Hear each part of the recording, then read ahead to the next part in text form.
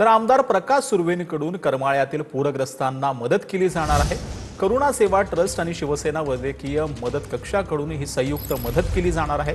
26 प्रकारच्या जीवनावश्यक वस्तूंनी भरलेला मदतीचा ट्रक आता सोलापूरकडे रवाना करण्यात आला। तर आमदार प्रकाश सुर्वेंकडून करमाळ्यातील पूरग्रस्तांना मदत करण्यात येते। या संदर्भातील मदतीचा ट्रक जो आहे तो करुणा सेवा ट्रस्ट आणि शिवसेना वैद्यकीय मदत कक्षाकडून संयुक्तरित्या हा पाठवण्यात येणार आहे। जीवनावश्यक वस्तूंनी भरलेला मदतीचा ट्रक सोलापूरकडे रवाना झालेला आहे।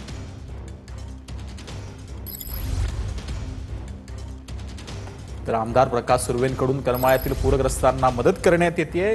मोठा पाऊस जो आहे तो सोलापूरच्या करमाळा असेल किंवा माडा या भागामध्ये झालेला होता आणि त्यानंतर आता ही मदत केली जाते। आम्ही सर्व आमदारांनी 2-2 लाख रुपये पूरग्रस्तांसाठी मदत निधी म्हणून त्यांच्यावर सुपूर्द केला। त्यानंतर त्यांनी आम्हाला दुसरे आदेश दिले की सर्वीकडे अन्नधान्य तुम्ही पोचवा आणि कार्यकर्त्यांना जाऊन ते अन्नधान्य गरिबाच्या हातापर्यंत पोचलं पाहिजे, त्यांच्या हातापर्यंत त्यांना मिळालं पाहिजे।